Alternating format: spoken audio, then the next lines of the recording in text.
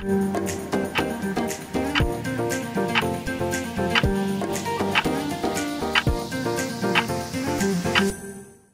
très chers amis, cette semaine, Parashat Behar Bechukotai, une paracha qui s'ouvre sur les lois qui concernent la Shemitah et qui, vers la fin de la paracha, nous parle d'une mitzvah particulièrement intéressante. Je vous lis le verset.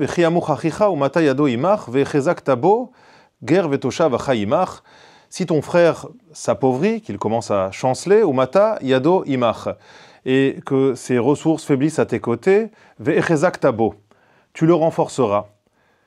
Ger vetoshav vachai imach, prosélyte et résident, pour qu'ils vivent avec toi.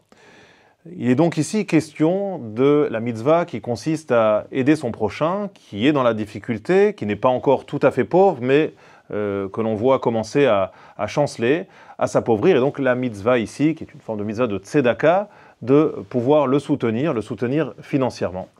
Et le Midrash, de manière fort intéressante, nous dit ici qu'il s'agit d'aider son prochain et que la récompense à cette aide est promise par Akadosh Baruch Hu, qui lui-même, lorsqu'il nous voit accomplir cette mitzvah, éprouve une certaine fierté à ce que l'on vienne en quelque sorte, et ce sont les mots du Midrash, à ce que l'on vienne lui shipper sa propre mitzvah. Alors, ce Midrash est assez énigmatique. Qu'est-ce que signifie ici shipper, piquer la mitzvah de Dieu lui-même? C'est qu'en réalité, mes chers amis, dans la plupart des sociétés, des modèles de société que nous connaissons, lorsque nous voyons une personne en difficulté, eh bien, c'est notre affect qui en prend un coup et nous sommes très souvent tentés de vouloir venir en aide à cette personne parce que eh bien, nous ne supportons pas de voir une personne en difficulté, que cela peut directement affecter notre conscience. Et eh bien, le fait de savoir cette personne entre de bonnes mains suffit très souvent à nous rassurer. Cela a des conséquences. C'est qu'à partir du moment où nous savons pertinemment que quelqu'un est en mesure de s'occuper de la difficulté de la personne en question, eh bien, notre conscience est à ce moment-là parfaitement rassurée. On ne verra pas nécessairement l'obligation de nous occuper personnellement du cas de cette personne en difficulté. La Torah, elle va plus loin.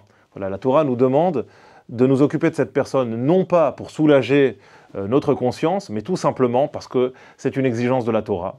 Parce que ce que la Torah ici nous demande, c'est ve'echezak tabo. C'est au-delà de ce soutien financier que nous pouvons apporter à cette personne, c'est de la renforcer, c'est de lui permettre de rester debout, de la renforcer bien sûr financièrement, pour lui permettre de ne pas s'écrouler et de ne pas devenir une charge pour la société, mais de lui permettre également moralement, spirituellement, psychologiquement, de pouvoir reprendre du poil de la bête, de pouvoir affronter ses difficultés et de pouvoir sentir que la personne qui se trouve à ses côtés s'inquiète de son devenir, pas uniquement de sa situation financière, du fait qu'elle ne devienne pas une charge pour la société, mais que cette personne m'intéresse tout simplement parce qu'elle vit avec moi, parce que je me sens responsable personnellement de son sort. C'est cela la mitzvah de tzedaka telle qu'elle est vécue, telle qu'elle est appréhendée par la Torah, et c'est la raison pour laquelle eh bien, Dieu parle ici de shipper sa propre mitzvah, parce qu'à partir du moment où nous avons une confiance absolue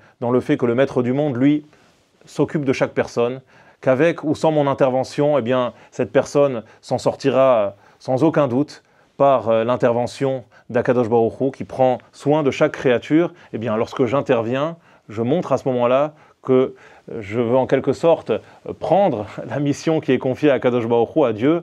Je ne suis pas un super-héros, je n'interviens pas pour soulager ma conscience. Ça, c'est Dieu qui s'en occupe. Moi, je suis là uniquement pour accomplir mon devoir de juif, ve'echezak tabo, celui de renforcer la personne qui se trouve à côté de moi. Shabbat Shalom.